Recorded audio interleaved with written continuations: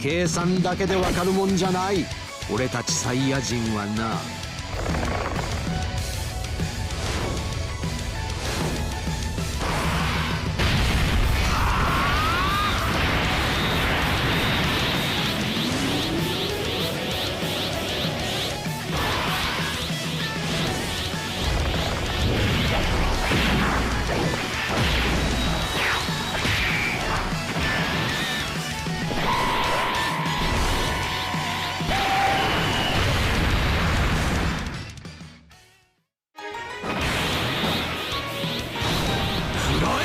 こいつがスーパーベジータのビッグバンアタックだ。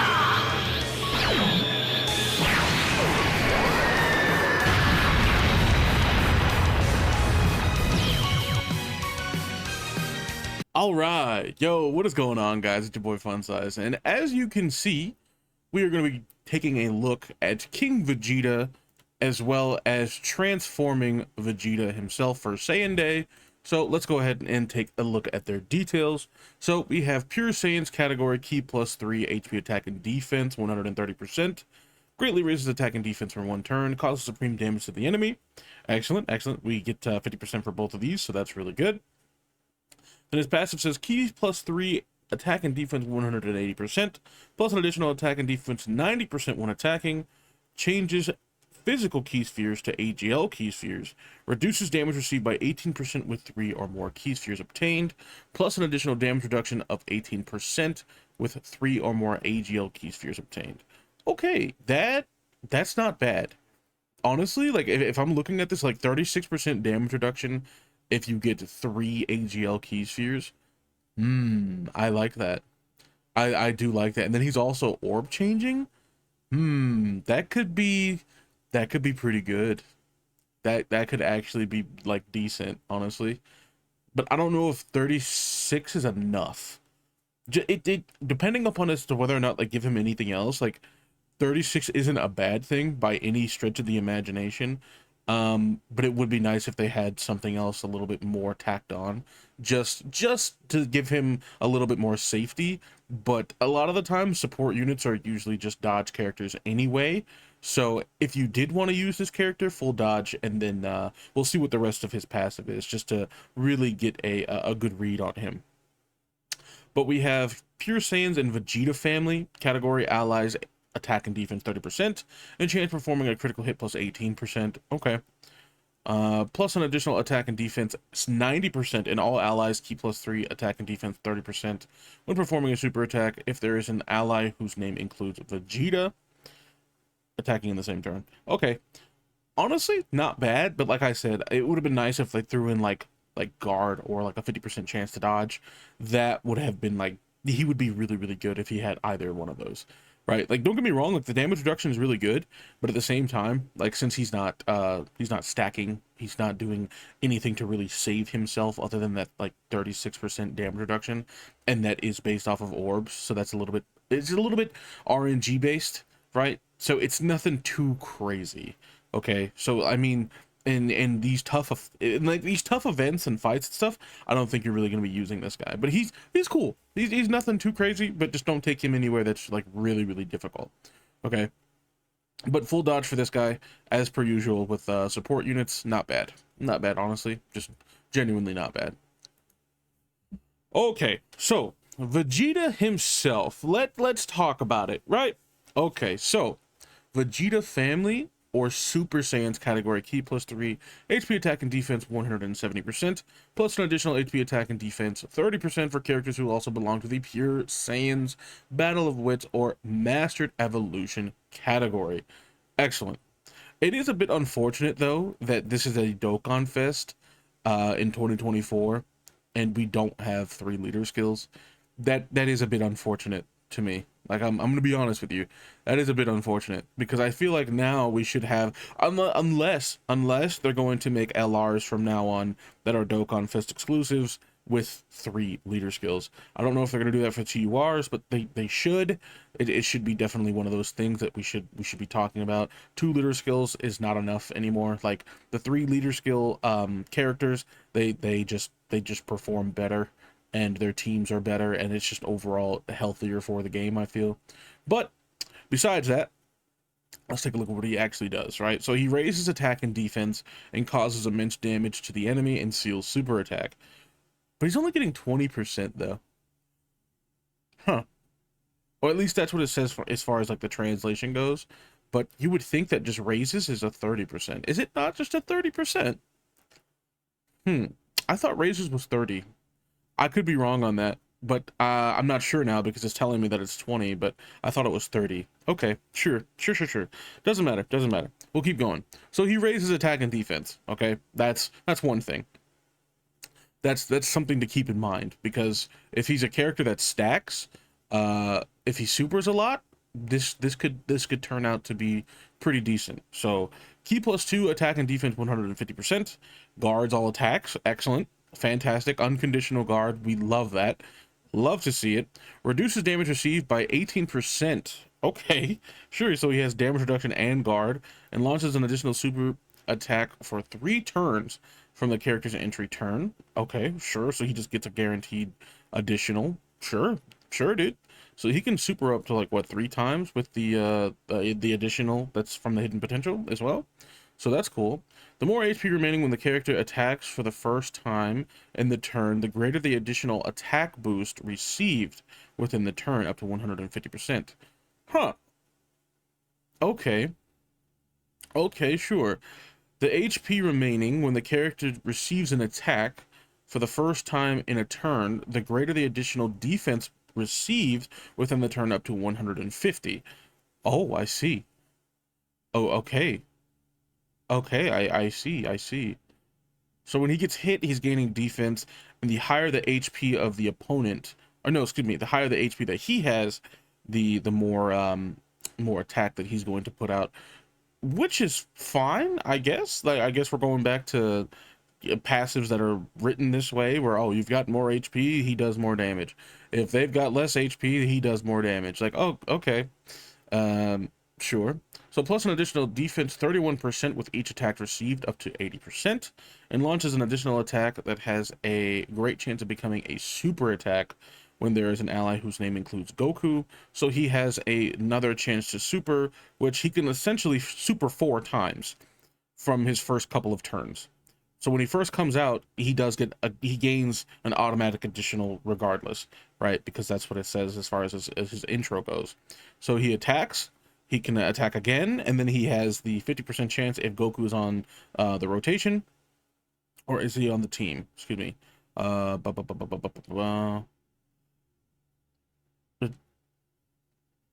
Great chance of becoming a super attack if there's an ally whose name includes Goku. Attacking in the same turn. Yep. Okay, cool. Or the enemy that he's attacking is also a Goku. So that in itself, okay, cool. So he has his initial, then he has his guaranteed additional, and then he has his 50% chance if Goku's on the rotation, and then he has his hidden potential. So this guy can super actually 4 times. 4 times while he's stacking and raising his attack and defense, which is good, by the way. Then he's guarding as well. So he's kind of similar to God Goku, but just better. He's better as far as like offensively, he's going to be potentially better because he's supering more often, and as far as defensively, as far as like his guard goes, he's going to be better because he's able to just super a lot more and stack up that defense. Okay, I like that. I do. And then he's also got damage reduction instead of dodge, right? So then what you could do with a character like this is, yes, give him additional, but then also give him dodge, right?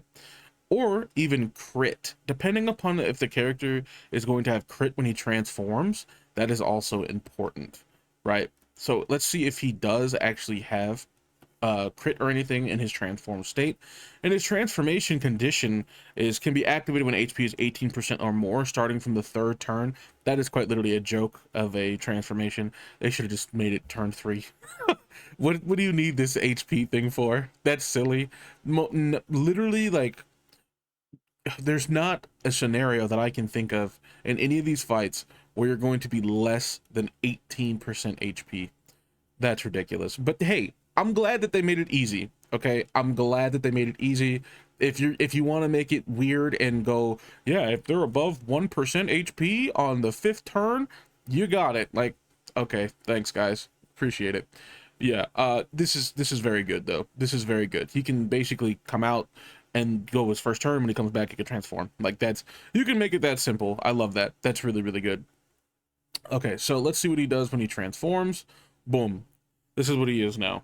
So we have greatly raises attack and defense for 1 turn. So he's no longer stacking, unfortunately, in his transform state, but I didn't exactly expect him to. But it would be nice, right? It would be absolutely ridiculous to have a unit that transforms and then they're just getting stronger the whole time. That would be cool. But you know, you can dream, right? But he is greatly raising attack and defense for 1 turn, so he's getting 50% on his defense as well as his attack. And then we have key +3 attack and defense 180%. He's still guarding, right? He's still guarding, and then he also still does the 18% damage reduction. That's good. That it's free, right? It's really just free damage reduction. I mean, granted, in the future, or excuse me, in the past, we've seen that 18%. Like, let's say if we took away the guard, right? If we just took that away for a second, and we just had this 18% damage reduction, he would be garbage. He'd suck. Like, let's be real. He'd be trash, because we've seen that even 40%, 50% is like 50% is kind of like the cutoff as far as like what a character needs to even be able to do anything nowadays. But even after the 9th anniversary, 50% felt like it just wasn't enough. Like, you're still taking damage if you have 50% damage reduction, and some of these characters that have already even supered with 50% damage reduction, like, they're still taking damage, which is ridiculous. But the fact that he has guard on top of that makes it a little bit better. But I mean, it's still free damage reduction, so I'll take it. But it would be nice if this was like 25, 30, and then he'd be really, really good, I think. But at the same time, he is a TUR.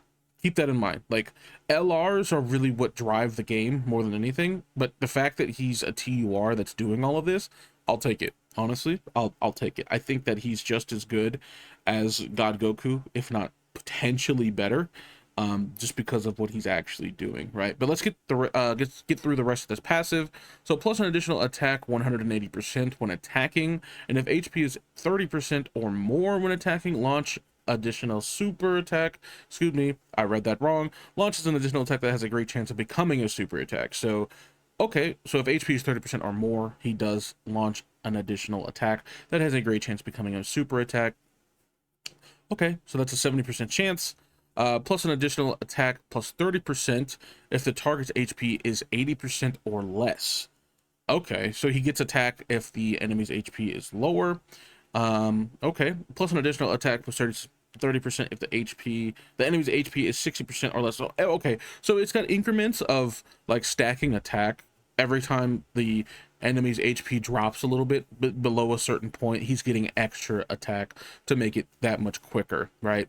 Which is cool, I guess. I mean, this would probably help a lot in the Cell Max fight if he's able to survive and actually stack up a bit. I feel like he'd actually be probably really good there. Yeah, because then he also seals too. Yeah, I could see it. I could see it. If he doesn't die immediately, I could definitely see that. Especially since he is getting so much defense the first time that he gets hit, as well as when he's just getting hit in general, he is getting more defense and such, right? In his base form. So I feel like that could definitely help, right? Okay. Then we have plus an additional defense 180% when receiving an attack. Okay, so when he gets hit initially, that gives him a huge stat boost. Huge, absolutely huge. Okay, launches an additional super attack within the same turn and disables the attacked enemy's action once within the turn after receiving an attack. Yeah, I mean, okay, so this guy can basically still super 4 times, but they made it easier to super 4 times as far as like actually getting something guaranteed, other than like, okay, so when he first comes out, he's getting a guaranteed additional because of his intro, right, for the first 3 turns, which is fine. So his first 2 turns that he's out, he's getting a guaranteed additional no matter what. So he could super, you know, 5, 6, 7 times, you know, so he can do that. But when he's transformed, he can go ahead and go, all right, I'm gonna super, then I have a great chance to super, which is 70% chance. And then after that, if he's been hit, he can then super again. right? Because it's guaranteed at that point. If he gets hit, he does launch an additional super attack, and then he also has hidden potential. So I mean, yeah, I'd say he's pretty good. I definitely say he's pretty good. If I'm being completely honest, like this is it could be a little better, but remember he is a TUR, and if you're giving him enough stacks, I'd say I guess you could put a little crit on him since he isn't like critting like that, depending upon how you would want to build him, right? Like, because if you wanted to build him strictly offensively and just focus on his damage, then you could just do crit and crit additional and then a little bit of dodge, right? Or if you wanted to maximize his defensive potential on the team and make sure that he's not going to potentially just get evaporated because he doesn't have a whole lot of defensive option and capability until later on in the fight.